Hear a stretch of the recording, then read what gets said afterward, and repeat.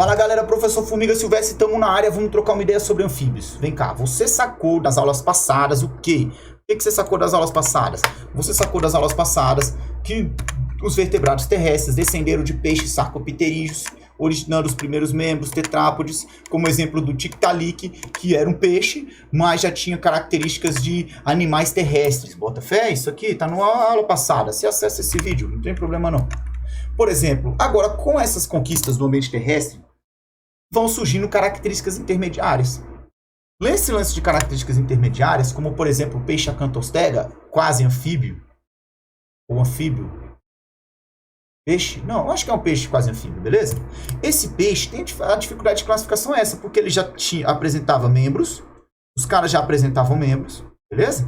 Mas ainda apresentavam brânquias, e essas brânquias internalizadas. Características intermediárias, onde você quer chegar, formiga? Que características intermediárias existem ou existiram nos organismos, de maneira geral. Quando eu mostro que os anfíbios vêm de um ancestral comum ali, você percebe ainda características intermediárias dos anfíbios quanto ao quê? Quanto à dependência do ambiente aquático. Isso, galera, é sempre cobrado essa dependência do ambiente aquático que os anfíbios possuem. Tranquilo? Então vem cá, deixa eu beber um copo d'água aqui, rapidão. Aqui de um vídeo, já grava outro, né? Então, anfíbio, esse termo anfi, terminologia anfi, remete a duas, a duplo, e bio, vida. Por exemplo, você aprendeu lá, quando a gente falou de fosfolipídio, aquela molécula que tem na membrana plasmática, que ele tem uma cabeça polar, hidrofílica, e uma cauda apolar, hidrofóbica, que é essa cauda que separa os meios. Então, essa molécula que tem característica polar e apolar, hidrofílica e hidrofóbica, que é o fosfolipídio, tinha a característica o quê? Anfipática ou anfifílica.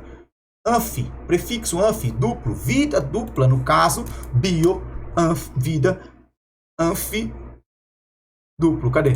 Aqui. Bom. Então, esse anfi, por exemplo, retoma a sua história, as suas adaptações, na qual os anfíbios apresentam a fase larval, que nos anuros, no grupo dos anfíbios, a gente vai ver já, é o girino. Que depois da metamorfose, vai se tornar num sapo, numa perereca ou na rã. Nesse caso eu coloquei um sapão aí. Mas, considerando que ele apresenta fase larval e metamorfose, esses caras os anfíbios possuem desenvolvimento o quê? Indireto. Fechou? Vem cá, quem são os anfíbios? Anfíbios, galera. Anfíbios são primeira ordem, grupo dos anfíbios, a ordem, a gente está falando reino, animalia, filo dos cordados, classe dos anfíbios, ordem, gimnophiona, ou cobras cegas, ápodas, cecílias ou cobras cegas. Atenção, o nome popular chama de cobra, porque você vê um formato que se assemelha à cobra. Mas não são cobras, serpentes, não, são anfíbios, serpentes são répteis. Beleza? Um grupo que tem a sua própria história evolutiva. São animais fossoriais, vivem fazendo túneis, comendo aí os bichinhos que vivem enterrados ou na superfície. São predadores, os anfíbios são predadores, fechou? E esses animais, gimnofionas, cecílias, ápodas ou cobras cegas, eles são ali, velho, gostam de um ambiente, de um solo bem saudável e úmido. Úmido vai ser um padrão para os anfíbios, umidade é um padrão para os anfíbios. Fechou? Gimnofiona, tá aí, irado. Bonito. Essa imagem aqui é descobriram glândulas de veneno nesse animal, beleza? Chega aqui comigo. Anfíbios também são salamandras. Uro delas. Uro significa cauda. Delas, as que pertencem, as que têm cauda. Ou simplesmente caudata, conhecida aí como salamandras. Se você olhar à direita, no slide aí, na apresentação, tu vai ver o formato delas. E você fala, ué, formiga, isso aí é um calango? Isso aí é um lagarto, é? Mostrengo, fica ligado, velho, fica ligado. Na história evolutiva, esse padrão que os lagartos têm hoje são compartilhados com as salamandras, que são compartilhados inclusive com aquele peixe que eu mostrei no início, o acantostega. Na real, tem uma característica, são características ancestrais que em algum momento se mantiveram, como você vê no lagarto, no calango, na lagartixa. Beleza? As salamandras são animais predadores, como qualquer anfíbio, que ficam dando um rolezinho em terras úmidas, mas não enterradas, não cavando túneis na superfície. Eles algumas vezes vivem dentro dos rios, como as maiores salamandras vivas hoje. Já existiram salamandras ou quase salamandras, organismos muito próximos na época do Devoniano, lá, o Devoniano do Carbonífero, grandes mesmo, de verdade. E algumas salamandras apresentam, algumas não, as salamandras têm estágio larval. No seu estágio larval, apresentam essas brancas expostas, porque elas estão dependentes do ambiente da água. Anfiduplo, vida dupla. Beleza? Uma na água, outra na terra. No entanto, alguns animais conseguem, algumas salamandras, mantiveram essa característica larval de manter a branca externa, inclusive na fase adulta. Fenômeno chamado de pedomorfia. Pedomorfia, forma da infância. Fechou? Quem são anfíbios? A outra ordem são os anuros. A, prefixo de negação, sem. Uro, caudas. Anuros que não tem cauda. Como você tá vendo aqui, velho, o sapítio aqui, né? Ausência de cauda. Cadê a cauda que tava nele?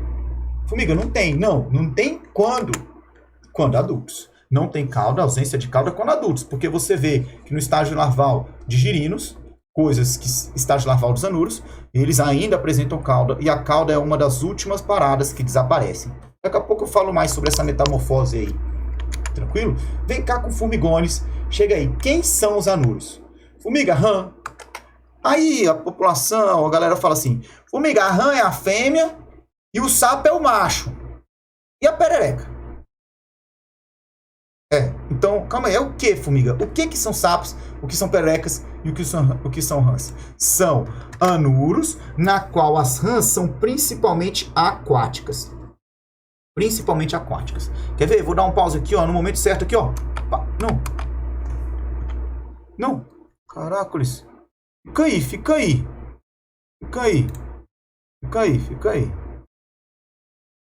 Não. Tá gravando, tá aqui comigo. E aqui, beleza, calma aí, fica aí, mostrando. Aí, irado. Você vai cortar isso? Vou não. Cheguei. Rãs são principalmente aquáticas. Aí, moleque. Você pode ver que nas patinhas das rãs aqui, ó. Na patinha das rãs, você vê membranas entre os dedos. Beleza? Membranas entre os dedos. E essas membranas entre os dedos são que fazem as rãs terem um hábito aquático adaptadas ao nado. Fechou? Essas membranas interdigitais, coisa de rã. Então, quando você fala dos anuros e fala rã, você está relacionando quem? Você está relacionando anuros que têm a pele lisa e membranas interdigitais nas pernas posteriores, responsáveis pelo nado. Ele já é adulto, já tem pulmão, sim, mas vivia ainda uma vida aquática. E se você olhar à direita na árvore filogenética, você vê um grupo próprio das rãs. Ah, que doido, formiga. Sapos. Os sapos são os anuros de terra firme. Formiga, não é terrestre? Não, todos eles são terrestres. Eu estou falando o ambiente, um aquático, sapos de terra firme. Perceba, inclusive, pelas patinhas ali, ó. Ele tem dedos alongados, sem membranas interdigitais, sem ventosas. E a sua pele, normalmente a pele dos sapos, o tegumento, é um tegumento enrugado. Sapos que, inclusive, olhando à direita na árvore filogenética, você vê a própria história evolutiva deles. E as pererecas. Todos os anuros são adaptados ao salto. No entanto, galera, as pererecas são as mais saltadoras, as profissionais, digamos. Elas são de ambientes arborícolas. Amiga, quando eu falo ambiente arborícolas, vivem de árvore em árvore. Tem a capacidade de fixar, porque em suas patinhas, deixa eu fazer um esquema aqui para tu ver. Em suas patinhas, nas pontas dos dedos, as pererecas possuem, nas pontas dos dedos, as pererecas possuem ventosas aderentes. Então, nas pontas dos dedos das pererecas, elas possuem ventosas aderentes. Beleza? Além disso, a sua pele tende a ser lisa, beleza? Aqui, quando essas ventosas aderentes têm a capacidade de se fixar na parede, por sucção, se fixa na parede ali, acho que é por sucção. Então, rã aquática, ambiente aquático, prefere ficar dando uma nadada lá, sapo terra firme e pererecas arborícolas. Se você olhasse, por exemplo, nesse ambiente aqui, esse ambiente na qual a gente está vendo Cerrado Roots, você vê várias fitofisionomias distintas, beleza? Sapinhos vão preferir ambientes de terra aqui, ó, firme, pá. Sapinhos, ó, terra firme. Agora, aqui tem uma floresta, uma matinha de galeria. Nessa matinha você pode encontrar pererecas. Beleza? Você pode encontrar em outros lugares. Essa seria mais ou menos uma ideia. E as rãs não tem um corpo d'água permanente aqui. Tem um olho d'água aqui, mas não, acho que não é o suficiente. Sacou? A ideia é essa. Chega aqui comigo, vem cá. Quando eu falo dos anuros, eles são os anfíbios adaptados ao salto. A salamandra não tem essa adaptação de salto. São saltadores dentre os anfíbios. Tranquilo? E o esqueleto dele, a anatomia do esqueleto, a morfologia do esqueleto vai remeter justamente a essa capacidade de saltar. Os membros posteriores, ou seja, as pernas de trás, serão bem alongadas, costuras rígidas para o salto. A coluna vertebral vai ser curta e bem enrijecida também. Eu estou falando disso porque os anuros são os principais estudados que caem nos exames. Se liga aqui, ó, as costelas. Costela é um prolongamento das vértebras, beleza? E existe essa extremidade aí na bacia, esse ossinho central na bacia chamado uróstilo. Esse conjunto, membros posteriores, coluna curtinha e uróstilo, mantém essa base bem rígida para que esses animais sejam saltadores aí profissionais, bota fé? Saltadores profissionais. Vamos trocar uma ideia sobre a morfologia visualizando os sapos. Então nós estamos dando foco nos anuros e dentro dos anuros os sapos, beleza? O que nós vamos ver nos anuros? Tímpano, filho. Nos anfíbios, tímpano. Tímpano, formiga. É, velho, tímpano. Nos vertebrados, já existe ouvido interno, orelha interna. Acho que orelha interna é o termo mais atual. Desde os peixes. Desde os peixes a orelha. E a orelha está relacionada ancestralmente ao equilíbrio. Beleza? Ao equilíbrio. Com a conquista do ambiente terrestre, tem que conseguir captar os sons. E o tímpano é quem vai desempenhar essa função. Olha o tímpano aí. Além disso, você vai ver membros, coisa de conquista do ambiente terrestre e pulmões. O ar entra para os pulmões por meio de coanas. Coanas são aberturas que comunicam aqui, ó, para a entrada de ar. As coanas. Beleza? Olha aqui a coaninha lá no sapo ali. Cadê a formiga? Deixa eu mostrar. Essas coanas permitem a entrada de ar por uma cavidade bucal bem grande, a boca dos caras são grande, que vai levar o ar para o pulmão. E o movimento da respiração, da ventilação, é um movimento que vai estar um pouco no tórax, mas muito ali, ó, no papo, na garganta. À medida que os vertebrados vão conquistando o ambiente terrestre, essa respiração deixa de estar focada no papo e começa a ficar mais focada no tórax. Lagartos, mamíferos e aves, que são os vertebrados terrestres vivos hoje, além dos anfíbios, mano, vão ter uma respiração mais torácica. Anfíbios mantêm muito a respiração na garganta, muito a respiração no papo. Esse carinha aqui, ó, esse sapinho que o cara deve ter pegado, o cara que fez essa filmagem deve ter pegado, manuseado, colocou em cima da pedra, o bicho pulou, coloca de novo, o bicho pula. O bicho tava lutando pra sair daí, né? Ele deve estar ofegante.